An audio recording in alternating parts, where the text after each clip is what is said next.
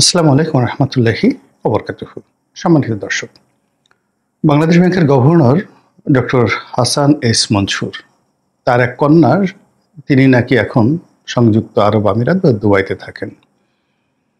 তো তার সেই কন্যাকে নিয়ে আমাদের সামাজিক মাধ্যমে নানা রকম বিতর্ক একেবারে ঝড়ের গতিতে ছড়িয়ে পড়ছে, ভাইরাসের মতো। এবং এই বিতর্ক যে তিনি অনেক দাম দিয়ে একটা অ্যাপার্টমেন্ট কিনেছেন, বহু দাম দিয়ে, এরকম কথাবার্তা। আমি ইন ডিটেলস এই বিষয়গুলো নিয়ে আলোচনা করব না এই কারণে যে এই গভর্নর হিসেবে জনাব হাসান এস মনসুর দায়িত্ব গ্রহণ করার আগে তিনি দীর্ঘদিন ধরে এই অর্থনৈতিক সেক্টরে একজন মুখপাত্র হিসেবে কাজ করে আসছেন। আচার আচরণে একেবারে ভদ্রলোক মানুষ, নিপাট ভদ্রলোক মানুষ, কথা খুবই কম বলেন। এবং আওয়ামী লীগ সরকার আমলে তার কতগুলো কথা, যেভাবে শেখ হাসিনার অর্থ ব্যবস্থাকে চ্যালেঞ্জ জানিয়েছিল, এটি শ্রদ্ধা করার মতো। এরপর তিনি ব্র্যাক ব্যাংকের চেয়ারম্যান হিসেবে দায়িত্ব পালন করেছেন। তার সঙ্গে আমার ব্যক্তিগত সম্পর্ক, বেশ কয়েকবার আমরা কয়েকটা টকশোতে একত্রে টকশো করেছি। সবার সমিতির সেমিনারও আমাদের একাধিকবার দেখার সাক্ষাৎ হয়েছে। এটিকে বন্ধুত্ব বলা যাবে না, অবন্ধুত্ব বলা যাবে না। তবে তিনি যখন গভর্নর হয়েছেন, সঙ্গতির কারণেই তার সঙ্গে আমার যে পরিচয়ের কারণে আমি অনেকটা কমফোর্ট ফিল করেছি যে না, তিনি হয়তো ভালো কাজ করবেন।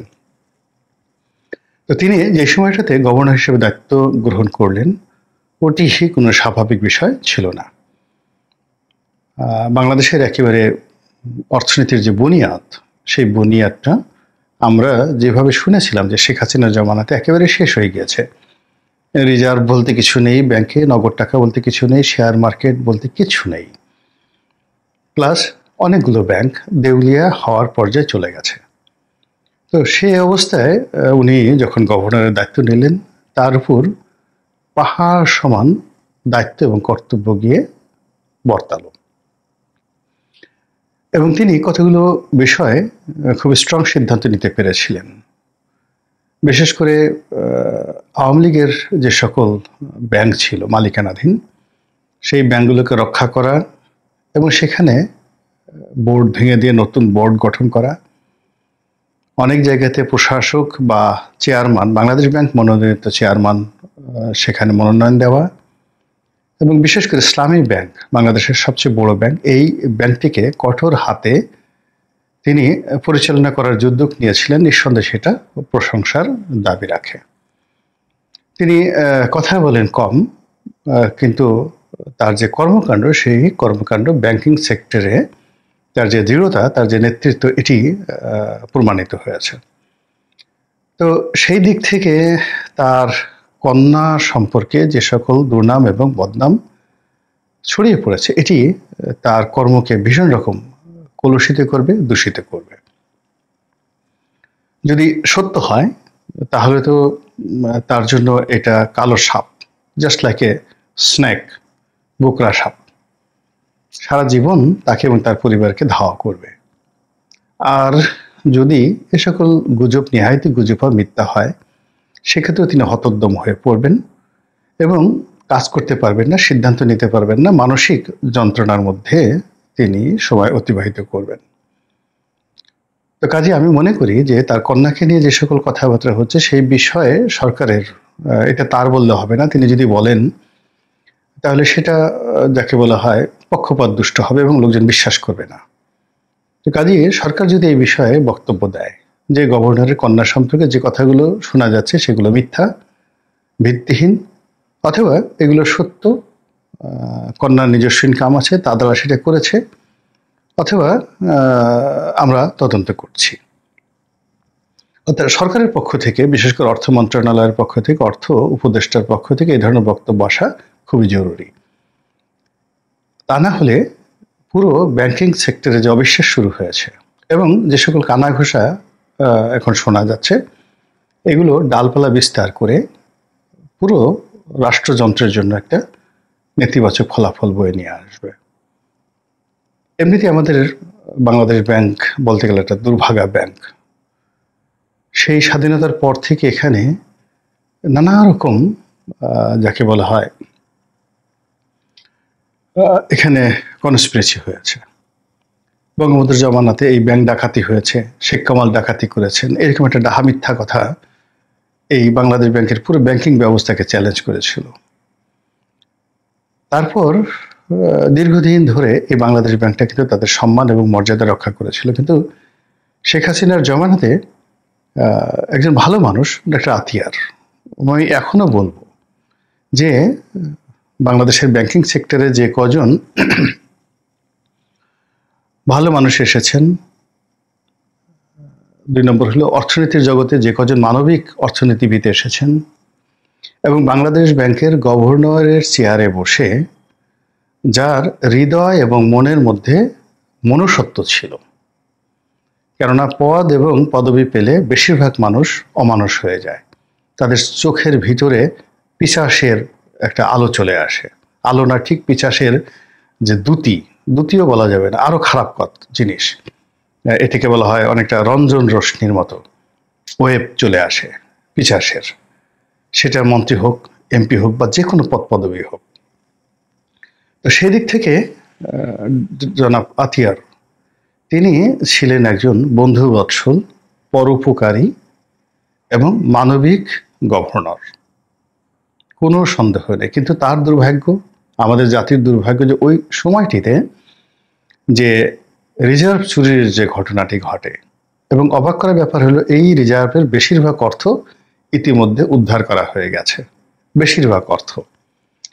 দ্বিতীয় ঘটনা হলো যে অর্থ এখন পর্যন্ত উদ্ধার করা হয়নি, সেই অর্থ উদ্ধার করার জন্য বাংলাদেশ যে মামলা করেছে আমেরিকাতে, সেই মামলা শুনানির জন্য গৃহীত হয়েছে, অর্থাৎ এই টাকাও ফেরত আসবে।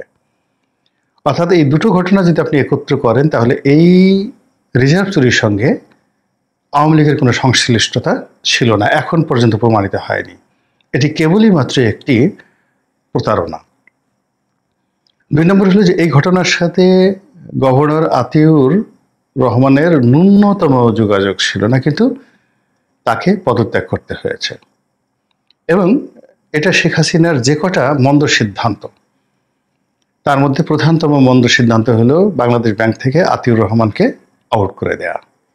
তিনি যে খুব বড় গভর্নর ছিলেন, তিনি যে খুব বড় অর্থনীতিবিদ ছিলেন, নট লাইক দ্যাট, কিন্তু একটা মানবিক অ্যাডাপশন দিয়ে, একটা মানবিক যোগ্যতা দিয়ে পুরো ব্যাংকিং ব্যবস্থা, ব্যবসা বাণিজ্যের সাথে সম্পৃক্ত যে সকল কর্পোরেট হাউসগুলো আছে তাদের সঙ্গে, এবং স্টেক হোল্ডার যারা আছেন তাদের সঙ্গে তিনি একটা মানবিক সম্পর্ক তিনি গড়ে তুলেছিলেন, যেটি পরবর্তীতে আর কেউ পারেনি। পরবর্তীতে আরেকজন লোক এসেছিলেন, বজলে কবির সাহেব, তিনিও অত্যন্ত ভালো মানুষ, কিন্তু আতিউর রহমান সাহেবের মধ্যে তার পার্সোনালিটি ছিল না, তার কানেক্টিভিটি ছিল না, সোশ্যাল, তিনি একজন কেবল আমলা। আমি তাকে খুব ঘনিষ্ঠভাবে চিনি। তিনি, আমি যখন যোগাযোগ মন্ত্রণালয়ে সংসদীয় কমিটিতে ছিলাম, তিনি রেল সচিব ছিলেন, খুব ভালো করে চিনি। কিন্তু বাংলাদেশের যে সিন্ডিকেট, সেই সিন্ডিকেটকে মোকাবেলা করার মতো যে পার্সোনালিটি দরকার, ইভেন প্রধানমন্ত্রীর কার্যালয় থেকে কোনো নির্দেশ আসলে সেটাকে রিফিউজ করা দরকার, অর্থ মন্ত্রণালয় থেকে কোনো সিদ্ধান্ত আসলে সেটার অ্যাগেনস্টে স্ট্যান্ড নেওয়া দরকার, ওই অবস্থা বজলে কবির সাহেবের ছিল না। ফলে আতিউর রহমান সাহেব চলে যাওয়ার পর এই যে বাংলাদেশের ব্যাংক ব্যবস্থা, কেন্দ্রীয় ব্যাংকের গুরুত্ব, আধিপত্য, এই সব জিনিসগুলো একটা সিন্ডিকেটের হাতে চলে যায়, এবং সেখানে এসকে সুরের মতো দানবের তৈরি হয়, সেখানে এসালামের মতো দানবের তৈরি হয়, সেখানে আরো শিকদার গ্রুপ থেকে শুরু করে আরো অনেক দানবের তৈরি হয়। এগুলো সবই কিন্তু ডক্টর আতিউর পরবর্তী ঘটনা। তো যাই হোক, শেখ হাসিনার পতনের পরে যখন একটা নতুন অবস্থা তৈরি হলো, তখন সিন্ডিকেট তো পালিয়ে গেল। তো সিন্ডিকেট পালিয়ে যাওয়ার পরে ইতিহাসের সবচেয়ে একটা সুন্দর সময় পেয়েছেন হাসান এস মনসুর সাহেব। তিনি যদি এই সময়টিকে ব্যবহার করতে পারতেন, এবং যারা বাংলাদেশের শ্রেষ্ঠ ব্যাংকার, তাদের সঙ্গে সমঝোতা করে, তাদের সঙ্গে একত্রে বসে এটাকে একটা বাইল্যাটারাল অর্গানাইজেশন তৈরি করতে পারতেন, তাহলে হয়তো তার এই পদ পদবিটা ভালো থাকতো। কিন্তু সেটা তিনি এখন পর্যন্ত করেননি, বরং তিনি কিছু কিছু ব্যাংকের পক্ষে কিছু কথা বলেছেন, কিছু ব্যাংকের বিপক্ষে কথা বলেছেন, এবং যে সকল ঘটনা ঘটেছে তাতে ব্যাংকিং সেক্টরে আগামীতে লাল বাতি জ্বলার একটা সম্ভাবনা দেখা দিয়েছে। ফলে প্রথম কয়েক মাস, 4-5 মাস আমরা তাকে যতটা তার দক্ষতা, অভিজ্ঞতা, তার অ্যাডমিনিস্ট্রেশন নিয়ে আমরা যাকে বলা হয় খুব আনন্দে উদ্বেলিত ছিলাম, ঠিক সেই জিনিসটি এখন হিতে বিপরীত হয়ে গেছে যে তিনি বজলি কবির সাহেবের মতো নন, কিংবা তিনি আতিউর রহমান সাহেবের মতো নন, কিংবা তিনি অন্য যে তার যে একটা ইমিডিয়েট বজলি কবিরের পরে যে আরেকজন লোক আসছিলেন, এই এই ভদ্রলোকের জমানাতেও মানে তিনি অর্থাৎ সেই কি যেন এক ভদ্রলোকের নাম, কপালে বিরাট নামাজের দাগ, তো তিনি, তারপর শেষে এনবিআর এর যে একজন যাকে বলা হয় এনবিআর একজন চেয়ারম্যান ছিলেন, এরা সবাই ছিল ডক্টর এস টি ইমামের রিক্রুট, আত্মীয় স্বজন। ফলে তারা বাংলাদেশ ব্যাংকটাকে, এনবিআরকে, পুরো অর্থ ব্যবস্থাকে একটা একেবারে অন্ধকার জগতে পরিণত করে ফেলেছিল। তো যাই হোক, এখন সেখানে যখন হাসান এস মনসুর আসলেন, কথা বললেন, তিনি ওর তো ওরকম চৌকস কোনো ব্যক্তিত্ব নন, কিন্তু তারপর লোকজন যেহেতু এটা পরিবর্তন আসে তাকে মেনে নিয়েছে। কিন্তু একই এখন যা কিছু হচ্ছে এটি পুরো অর্থ ব্যবস্থাকে রীতিমতো চ্যালেঞ্জের মধ্যে ফেলে দিয়েছে। যেখানে বাংলাদেশ ব্যাংকের সঙ্গে অর্থ মন্ত্রণালয়ের একটা দূরত্ব বোঝা যাচ্ছে, তারপরে জনাব সালেহ অর্থ উপদেষ্টা, তার সঙ্গে হাসান এস মনসুরের যে একটা দূরত্ব এটাও বোঝা যাচ্ছে। আর ঠিক সেই সময়টিতে হাসান এস মনসুরের কন্যার সম্পর্কে এই বদনাম ছড়িয়ে পড়ছে, এবং এই বদনামের সাথে সাথে আবার যারা এই বদনাম ছড়াচ্ছে তারা সেই টাকা কোথা থেকে গেছে, কিভাবে গেছে, তার কন্যার সাথে কার কি ধরনের সম্পর্ক হতে পারে, তারপর হাসান এস মনসুরের সাথে কার কার কি সম্পর্ক হতে পারে, এরকম নানা স্টোরি, যাকে গল্প বিশ্বাসযোগ্য করে লিখিতভাবে হোয়াটসঅ্যাপের হাজার হাজার লক্ষ লক্ষ কোটি কোটি মানুষের মধ্যে এটা বিতরণ করা হচ্ছে। ফলে এই বিষয়টিকে আমি মনে করি সরকারের আমলে নেওয়া উচিত, এই বিষয়গুলো নিয়ে কথাবার্তা বলা উচিত, এবং এই বিষয়ে সরকারের দৃষ্টিভঙ্গি কি সেটি জানানো উচিত। অন্যথায় এই ভদ্রলোক, মানে বর্তমান যিনি গভর্নর রয়েছেন, তিনি এই যে দুর্ভোগ দুর্দশায় পড়বেন, এই দুর্ভোগ দুর্দশা ইউনূস সরকারের যে কোনো উপদেষ্টা, যে কোনো কর্তা ব্যক্তির দুর্ভোগ দুর্দশা চেয়ে 100 গুণ বেশি হবে। এক। 2 নম্বর হলো যে এখানে যদি কোনো অঘটন ঘটে, সেই অঘটনের মাত্রাটা এত বড় এবং ব্যাপক হবে যে অন্য 10টা উপদেষ্টা যে ভুল করবেন বা ভ্রান্তি করবেন, তার ফলে সরকারের যে ক্ষয়ক্ষতি হবে তার চেয়ে 1000 গুণ ক্ষয়ক্ষতি হয়ে যাবে বাংলাদেশ ব্যাংকের গভর্নরের যে কোনো একটা ভুল সিদ্ধান্ত, এবং এই মুহূর্তে যে কোনো একটি যাকে বলা হয় তার পতন, অধপতন, অথবা তার ত্রুটি বা বিচ্যুতি। তো কাজেই জাতির স্বার্থে, জাতীয় স্বার্থে এই বিষয়গুলো খোলাসা করা উচিত যে অনেকগুলো ব্যাংকের সঙ্গে প্রথমে তার সম্পর্ক খারাপ, তারপরে আবার সম্পর্ক ভালো, অনেকগুলো ব্যাংককে তিনি কাজ করতে দেবেন না, আবার সেই ব্যাংকে তিনি কাজ করতে দিচ্ছেন শর্ত সাপেক্ষে, সেইগুলো নিয়ে কি কি লেনাদেনা হচ্ছে, কোথায় কোথায় কি যাচ্ছে, সব জিনিসগুলো একেবারে রীতিমতো সোশ্যাল মিডিয়াতে ভাইরাল হয়ে পড়েছে। জনাব মনসুর সাহেব এটা দেখবেন, তার কন্যাও দেখবেন, আর আমরা আল্লাহর কাছে দোয়া করব কেন বারবার আমাদের জীবনে এইরকম ঘটনাই আসে, ভালো কিছু কেন আমাদের জীবনে আসে না। আসসালামু আলাইকুম ওয়া রাহমাতুল্লাহি ওয়া বারাকাতুহু।